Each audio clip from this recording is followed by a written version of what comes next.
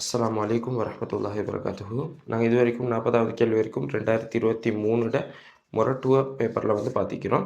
சரி, இன்றைக்கி வந்து 41வது கேள்வியை வந்து பார்ப்போம். சரியா? ஓகே. இப்போ அதில் முதலாவது கூற்று கேட்டிருக்காங்க.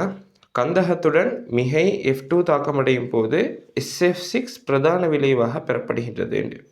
சரி, இப்போ கந்தகம் வந்து ஃப்ளோரின்ட குறைந்த அணு ஆரை அதோட உயர்ந்த மின்னெதிர்த்தன்மை காரணமாக அதோட மிகையான அளவு நாங்கள் போடக்குள்ள என்ன நடக்கும்டா, கந்தகத்தில் உயர் ஒட்சியேற்ற நிலைக்குரிய சேர்வை வந்து பெறப்படும். சரியா? அதாவது SF6 பெறப்படும். அதோட எங்களுக்கு வந்து இதை வந்து இப்போ கந்தகம் தந்திராங்க. கந்தகத்துக்கு F2 போட்டோம்டா வரக்கூடியது என்னண்டா SF6 வரும். அதே மாதிரி தான் எங்களுக்கு போடலாம் இரும்புக்கு Cl2 மிகையாக போட்டேன்னு இல்லை, இதெல்லாம் மிகையாக போட்டுறது. மிகையாக போட்டேன்டா அதோட உயர் ஒட்சியேற்ற மிகைக்கு FeCl3 பெறப்படும்.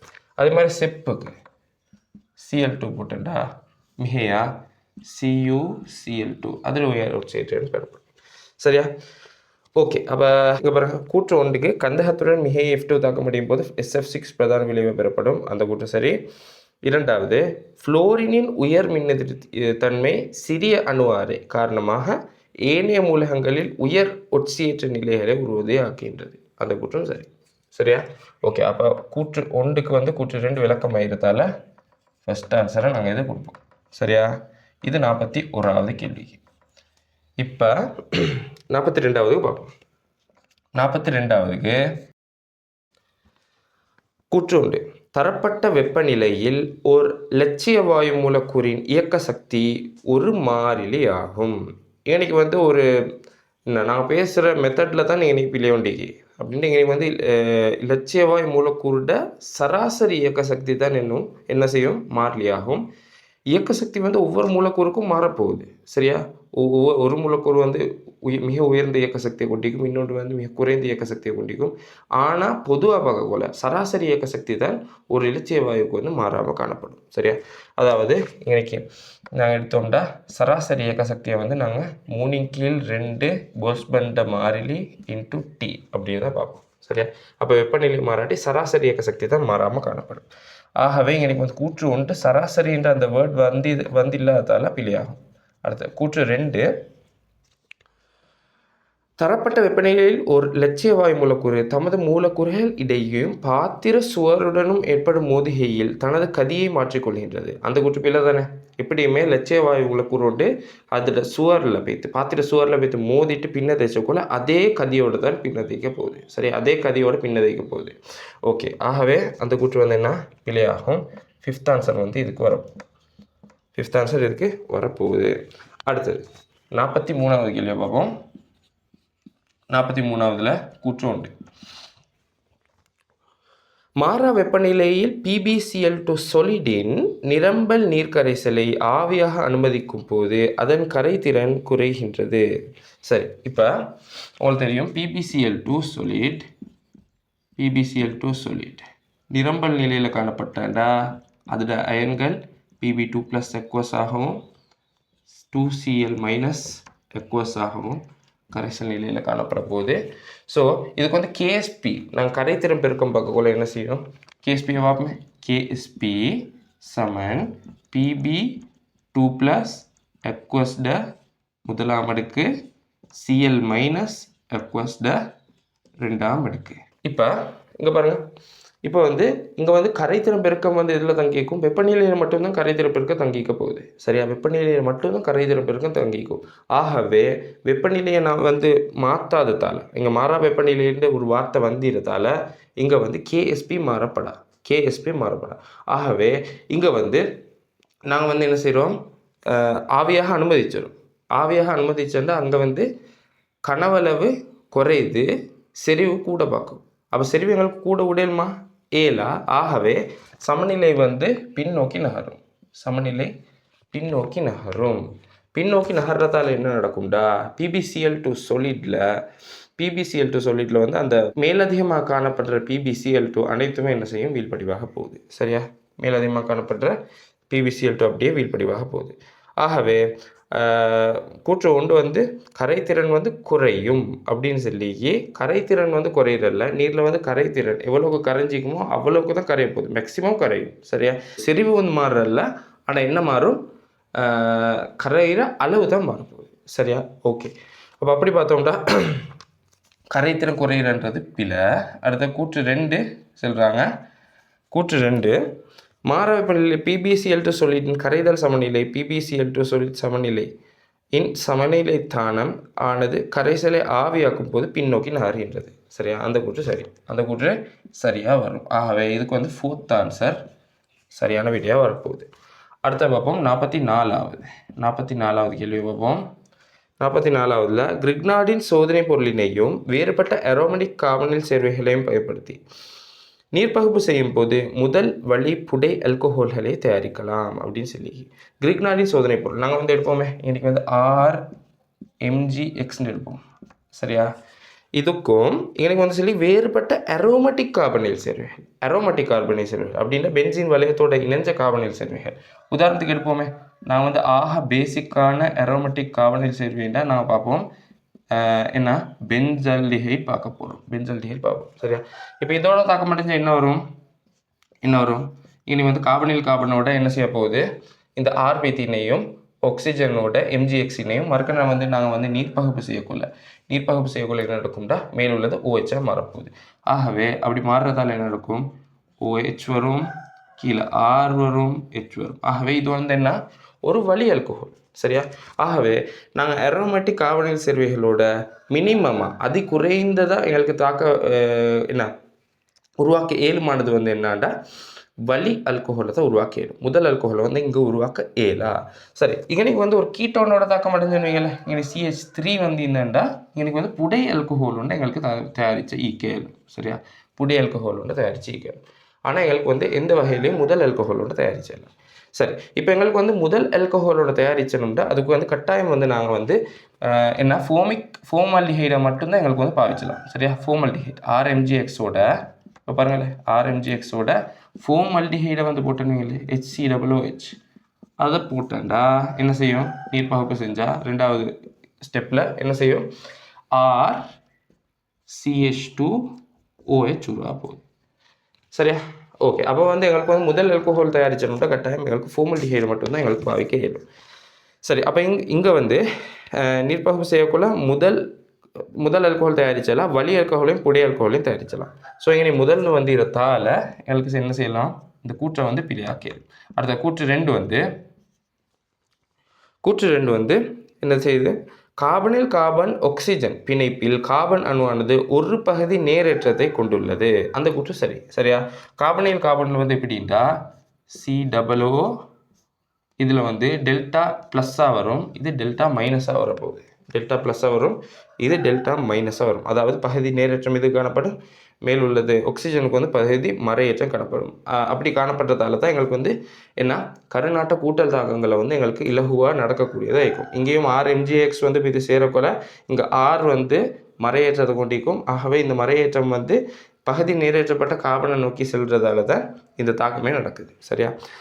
ஓகே. அப்போ இங்கே வந்து அந்த கூற்று 2 வந்து சரி. ஸோ இதுக்கு வந்து 4th ஆன்சர் சரியாக வரப்போகுது. 4th ஆன்சர் சரியாக வரப்போகுது. சரி, 45வது கேள்வி பார்ப்போம். கூற்று 1 பென்சைல் அமைனிலிருந்து உண்டாகும் ஈரசோனியம் உப்பு தாழ் வெப்பநிலையில் அதாவது 0.0 முதல் 5 பாகை உறுதியாக இருக்கும். அதேவேளை முதல் அரோமேட்டிக் அமைன்களிலிருந்து உண்டாகும் ஈரசோனியம் உப்பு தாழ் வெப்பநிலைகளில் உறுதியற்றது என்று சொல்லி. சரி, இப்போ வந்து பென்சைல் அமைன்னு சொல்கிறது என்னண்டா, பென்சைல் அமைன்றது CH2NH2 இதுக்கு தான் சொல்லுவோம் என்ன, பென்சைல் அமைன்.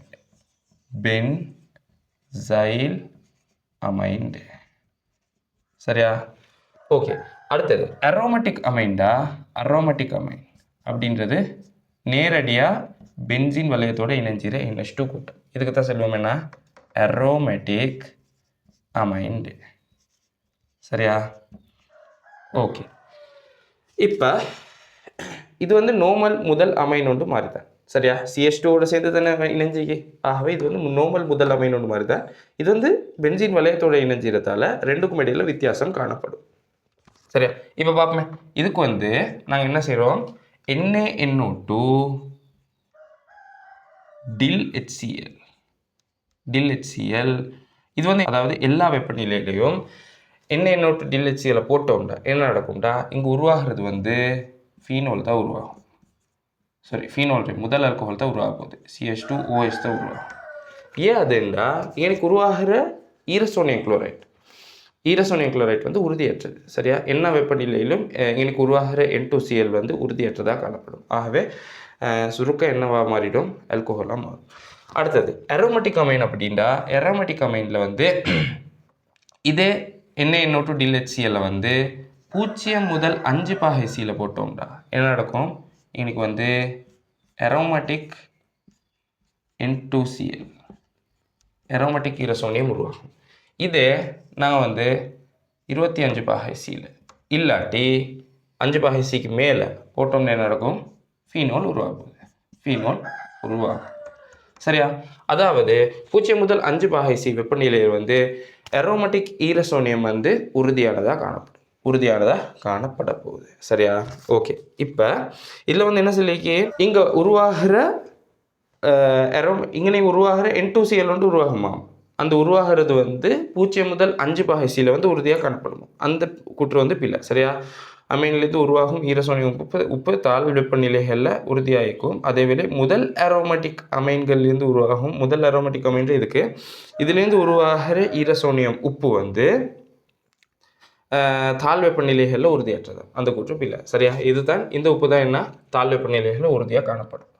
அடுத்தது ரெண்டாவது கூற்று, பென்சீன் வளையத்துடன் நைட்ரஜன் அணு இணைக்கப்பட்ட கூட்டங்கள் அல்லது பென்சீன் வளையத்துடன் நைட்ரஜன் அணு இணைக்கப்பட்ட கூட்டங்கள் அல்லது தொகுதிகள் யாவற்றிலும் நைட்ரஜன் அணு மீதுள்ள தனித்த இலத்திரன் சோடி பென்சீன் வளையத்தின் மீது ஓரிடப்பாடற்றதாக அமைவதால் பென்சீன் வளையம் ஏவற்படுத்தப்படுகின்றது. பேசிக்காக சொல்கிறாங்க, நைட்ரஜன் சேர்வைகள் பென்சீன் வளையத்தோட இணைஞ்சிற எல்லா நைட்ரஜன் சேர்வைகளும் பென்சீன் வளையத்தை ஏவல்படுத்தும் அப்படின்றாங்க. அதை கூற்ற பார்ப்போம். சரியா? நான் 2 உதாரணத்தை எடுக்கிறேன், மெயினான 2 உதாரணம். ஃபஸ்ட் என்ன, NH2 அனிலின்னு எடுப்போம். சரியா? ரெண்டாவது எடுக்கிறேன் NO2. சரியா? ஓகே. இப்போ நான் இதை வேறையாக எழுதுறேன். இப்போ பாருங்களேன், இப்படி தானே NH2 கட்டமைப்பு வரும். N ஹைட்ரஜன் தனிச்சோடு இலத்திரன். சரியா? இப்போ NO2ல வந்து இப்படி வரும்டா, NO2ல நைட்ரஜன் ஆக்சிஜன் அப்போ இங்கே ப்ளஸ் வரும், இதுக்கு மைனஸ் வரும். சரியா? ஓகே. இது ரெண்டுக்கும் வேறு தான் நடக்க போகுது. இங்கே பாருங்கள், இங்கே வந்து நைட்ரஜனில் உள்ள தனிச்சோடு இலத்திரன் வந்து பென்சீன் வளையத்தோட பரிவடையும். ஆகவே இங்கே பென்சீன் வளையத்தில் உள்ளது வெளியே வரப்போகுது. இதால் நைட்ரஜன் வந்து என்ன செய்யுதுன்னா பென்சீன் வளையத்தை வந்து ஏவற்படுத்துது. அது சரி. சரியா? இங்கே என்ன செய்யுது, NO2ல இங்கே பென்சீன் வளையத்தில் உள்ள இலத்திரனை வந்து நைட்ரஜனோட பரிவடைகிறதால எனக்கு என்ன செய்யுதுண்டா ஏவல் அகற்றப்படுது. இங்கே பாருங்கள், நைட்ரஜனில் உள்ள பென்சீன் வளையத்தில் உள்ள இலத்திரன் அடர்த்தியை வந்து இந்த NO2 வந்து என்ன செய்ய போகுது, இப்படி குறைச்ச போகுது. ஏண்டா பென்சீன் வளையத்தில் உள்ள இலத்திரன்கள் வந்து நைட்ரஜன் வந்து அதை நோக்கி கவர்றதால. சரியா? ஆகவே எல்லா நேரமும் எங்களுக்கு வந்து ஏவற்படுத்துறேன்னு சொல்லிடுமா, ஏலா. நான் இது 2 உதாரணம் அதுக்கு தான் காட்டினேன். சரியா? ஓகே. அப்போ வந்து கூற்று வந்து ரெண்டும் பிழையாகும். ஸோ இதுக்கு வந்து வர ஆன்சர் வந்து 5th ஆன்சர் வரும். கூற்று 2 பிழையாகும். ஸோ இதுக்கு வந்து வர ஆன்சர் வந்து 5th ஆன்சர் வரப்போகுது. ஓகே. அப்போ அடுத்ததுக்கு போவோம். அடுத்தது 46வது கேள்வி. கூற்று ஒன்றில் சொல்கிறாங்க, தரப்பட்ட நிபந்தனையில் சமநிலையில் உள்ள 2p கேஸ் சமநிலை Q கேஸ் 2p கேஸ் சமநிலை Q கேஸ். சரி. இப்போ என்னும் தாக்கத்தின் தனி வெப்பநிலை பெறுமதி T சமன் ΔH கீழ் ΔSனால் தரப்படும் அப்படின்னு சொல்லலாம். இப்போ சமநிலை தாக்கம் நான் கருதக்கொள்ள ΔG வந்து என்ன செய்யும், 0 ஆகிடும். சரியா? ஆகவே டெல்டா ஜி சமன் delta H minus T into delta எஸ்ல இது பூஜ்ஜியமாகினா டி இன்ட்டு டெல்டா எஸ்ஸை நான் இங்கே எடுத்து வரேன். அப்படி எடுத்து வந்தேன்டா எங்களுக்கு வெப்பநிலையை பார்க்கக்குள்ள டெல்டா ஹெச்சின் கீழ் டெல்டா எஸ்ன்னு எடுக்கலாம். சரியா? ஓகே, அதை தான் சொல்லிடுறாங்க. ஸோ அந்த கூற்று வந்து என்ன சரியா? அடுத்தது கூற்று 2 பார்ப்போம். கூற்று 2ல் தரப்பட்ட நிபந்தனையில் ஒரு தாக்கம் சமநிலையில் உள்ள போது அதன் வெப்ப உள்ளுறை மாற்றம் பூஜ்ஜியமாக அமையும். இல்லை, சமநிலையில் இருந்தாண்டா டெல்டா ஜி தான் பூஜ்ஜியமாகவும் இல்லாமல் டெல்டா ஹெச் வந்து வெப்பநிலை வந்து என்ன செய்யாது, வெப்ப உள்ளுறை மாற்றம் வந்து பூஜ்ஜியம் ஆகாது. வெப்ப உள்ளுறை மாற்றம் பூஜ்ஜியம் ஆக மாட்டாது. ஓகே, அப்போ அப்படி வந்து வரதால எங்களுக்கு தேர்ட் ஆன்சர் இதுக்கு கொடுப்போம். தேர்ட் ஆன்சரை அதுக்கு கொடுக்க போகிறோம். ஓகே ஓகே 47வது கேள்வி பார்ப்போம். கூற்று 1.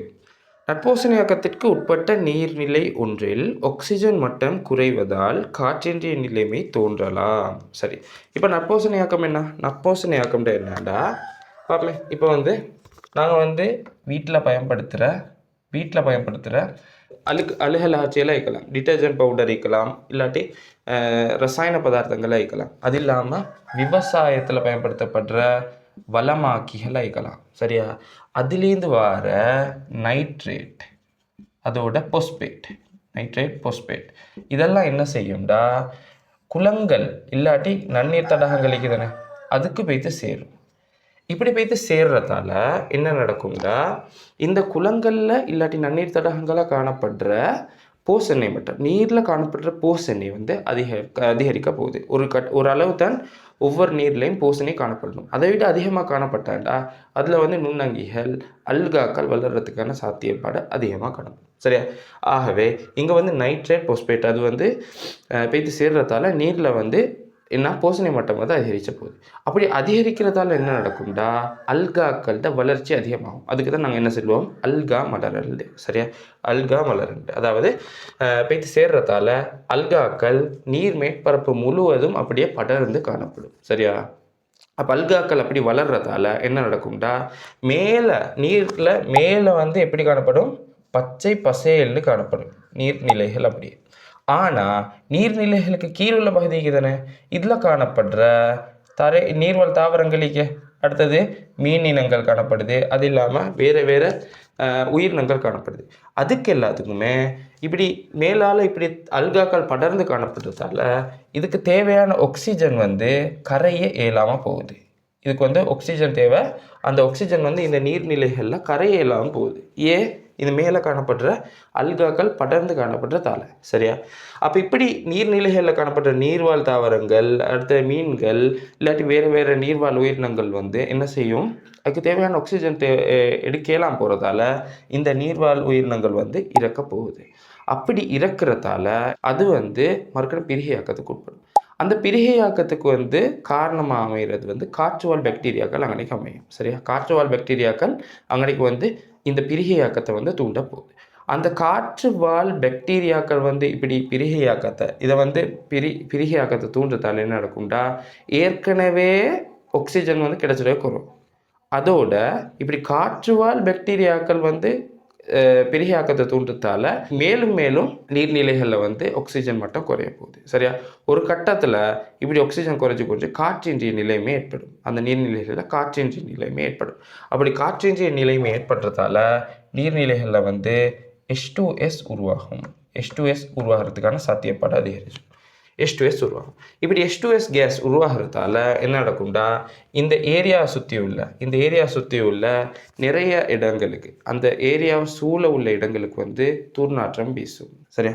ஓகே, இதுதான் மெயின் விஷயம். இப்போ பார்ப்போம். கூற்று 1. நட்போசனையாக்கத்துக்கு உட்பட்ட நீர்நிலை ஒன்றில் ஆக்சிஜன் மட்டம் குறைவதால் காற்றின்றிய நிலைமை தோன்றலாம். அந்த கூற்று சரிதானே? அதை தான் நான் பார்த்தோம். ஆக்சிஜன் மட்டம் வந்து குறைகிறது வந்து காரணம் மேலே நட்போசனையாக்கத்தால் வர அல்கா மலரல் காரணம். அடுத்தது கூற்று 2. நட்போசனையாக்கத்துக்கு உட்பட்ட நீர்நிலைகளிலிருந்து H2S வாயு வெளிப்படலாம். அதுவும் சரியா? 2வது கூற்றும் சரியாக வரும். இப்போ ஃபர்ஸ்ட் கூற்று கொடுக்குறா, செகண்டாக கொடுக்குறா பார்ப்போம். இப்போ பார்ப்போமே. இப்போ வந்து H2S வாயு வெளிப்படுறதுக்கு காரணம் என்ன? காற்றின்றிய நிலைமை தோன்றது. சரியா? ஆனால் காற்றின்றிய நிலைமை தோன்றது காரணம் இல்லை, H2S வாயு வெளிப்படுறது. சரியா? அதாவது ரெண்டாவது கூற்றுக்கு தான் முதலாவது கூற்று சப்போர்ட் ஆகி, முதலாவது கூற்றுக்கு ரெண்டாவது கூற்று சப்போர்ட் ஆகிக்கல. சரியா? எங்களுக்கு வந்து எப்போ ஃபர்ஸ்ட் ஆன்சர் கொடுக்கலும், ஃபர்ஸ்ட் கூற்றுக்கு வந்து செகண்ட் கூற்று சப்போர்ட் ஆகிக்கொள்ள. சரியா? ஆகவே எனக்கு வந்து அந்த ரீசனால் இதுக்கு வந்து நாங்கள் செகண்ட் ஆன்சரை கொடுக்க போகிறோம், ஃபர்ஸ்ட் ஆன்சர் வராது. சரியா?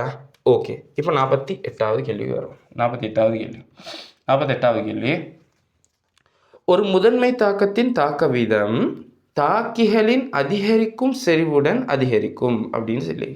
சரி, இப்போ முதன்மை தாக்கத்தில் வந்து கட்டாயம் தாக்க வீதம் வந்து எப்படி செய்யும் பாருங்களேன். இப்போ வந்து தாக்க வீதம் தாக்கிகளுக்கு வந்து இப்போ ஃபஸ்ட்டாக தாக்கம் வந்து தாக்க வீதம் சரி பார்க்க போகிறோம்ன்றீங்களே.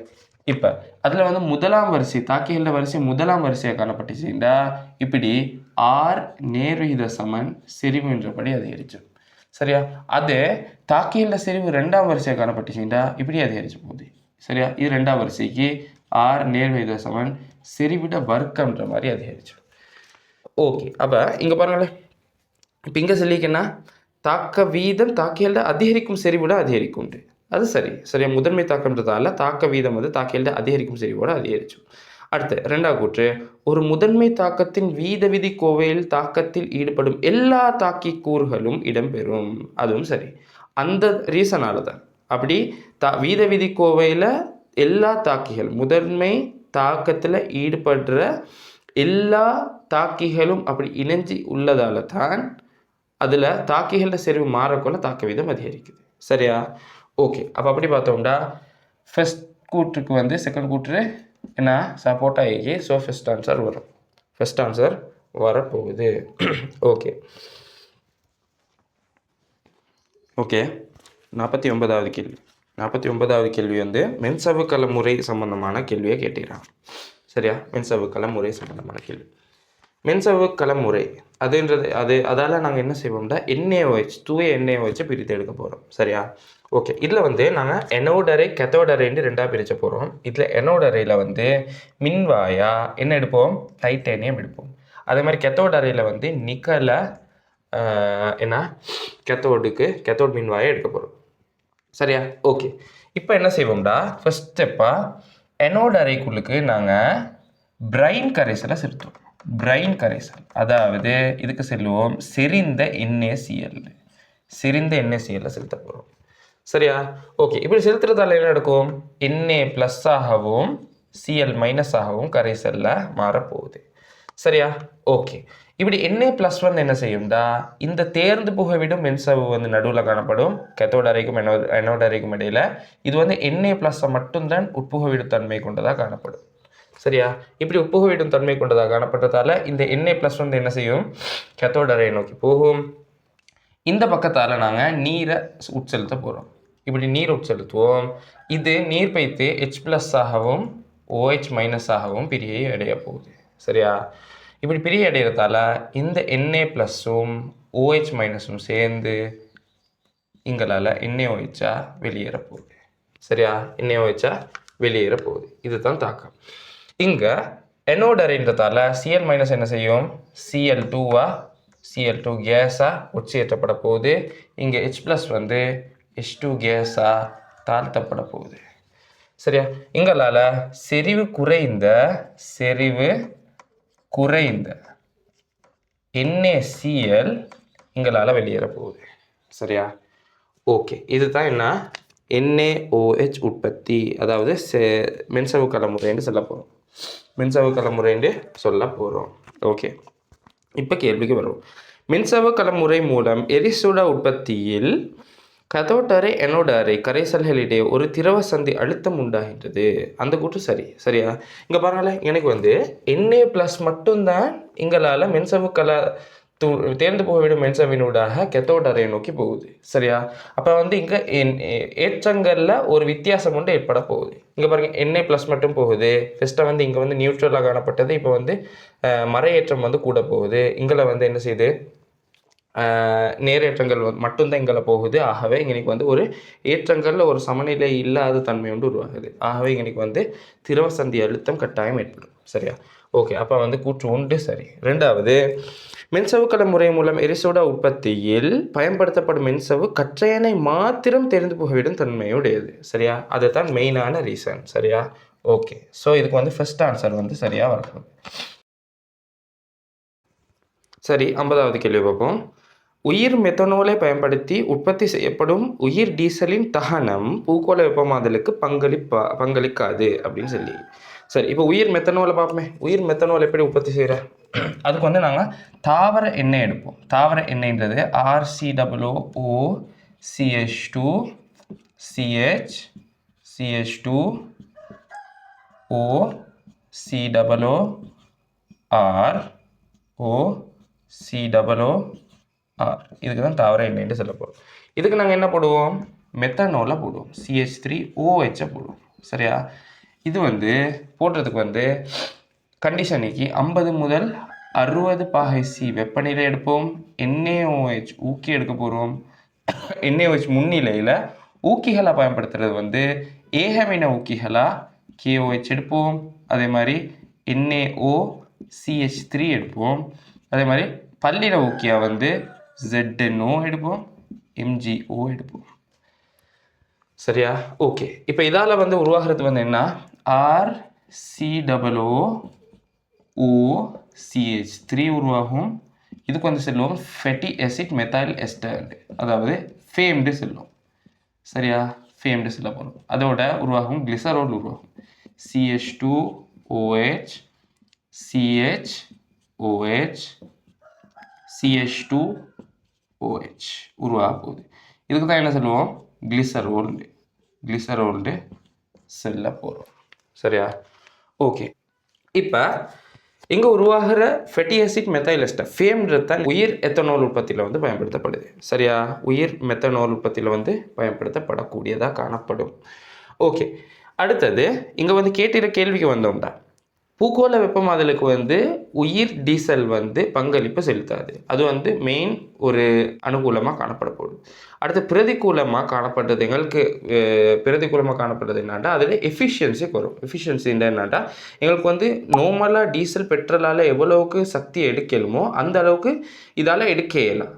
சரியா? அது வந்து ஒரு மெயின் ஒரு கன்சர்னாக காணப்படும். அடுத்தது வந்து இதை வந்து எங்களுக்கு வந்து ஸ்டோர் பண்ணி வச்சிடலாம். இது வந்து என்ன செய்யும்னா நுண்ணங்கி தொற்றுக்குள்ளாக போகுது. ஆகவே இதை வந்து நான் வந்து நீண்ட காலத்துக்கு வந்து ஸ்டோர் பண்ணி வச்சிடலாம். அப்படி இப்படி எங்களுக்கு வந்து தீங்குகளும் காணப்படுது. சரியா? ஓகே. அப்போ வந்து பூகோள வெப்பமாதலுக்கு பங்களிக்காது. 2வது, உயிர் மெத்தனோலை பயன்படுத்தி உற்பத்தி செய்யப்படும் உயிர் டீசல் ஒரு மீள புதுப்பிக்கத்தக்க சக்தி முதலாகும். அந்த கூற்றும் சரி. சரியா? ஒரு மீள புதுப்பிக்கத்தக்க சக்தி முதலாக காணப்பட போகுது. ஸோ இது வந்து இதுக்கு வந்து செகண்ட் ஆன்சரை கொடுப்போம். சரியா? கூற்று 1க்கும் கூற்று 2க்கும் சம்மந்தம் இல்லை தானே. ஆகவே செகண்ட் ஆன்சர் கொடுப்போம். ஓகே.